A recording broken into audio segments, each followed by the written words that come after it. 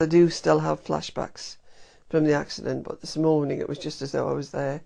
And I heard that, on the radio that it was Luxor again. It was April 2009, and Linda Lee was on her dream holiday, a 2-week tour of the ancient sites of Egypt, complete with a cruise down the Nile. Lee made a last-minute decision to join a friend for a ride on a hot air balloon in Luxor. I thought, oh gosh, this is a once-in-a-lifetime opportunity to do this.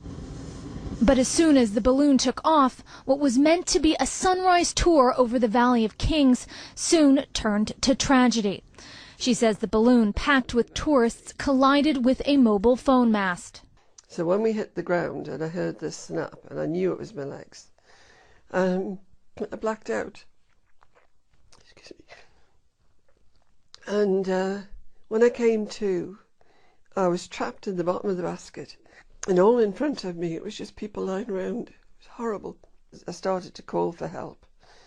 And eventually these two burly chaps came and they just got me underneath my arms and pulled me out of the basket and laid me on a small grass hillock that was in front of the basket. Lee was brought to a hospital in Luxor before being airlifted back to England for treatment, her entire body seemingly shattered. She says she suffered 26 broken bones. 16 foreign tourists were injured in the accident.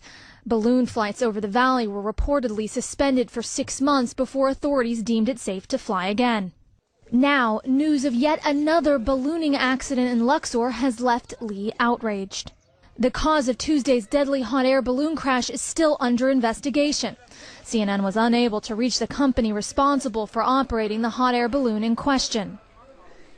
How many times has this got to happen before somebody says, well, if you can't do it properly, we're closing it down for good? And that's what needs to happen. Strong words from a crash survivor that nearly 4 years later is still struggling to come to terms with her own painful experience. Erin McLaughlin, CNN, Stoke-on-Trent.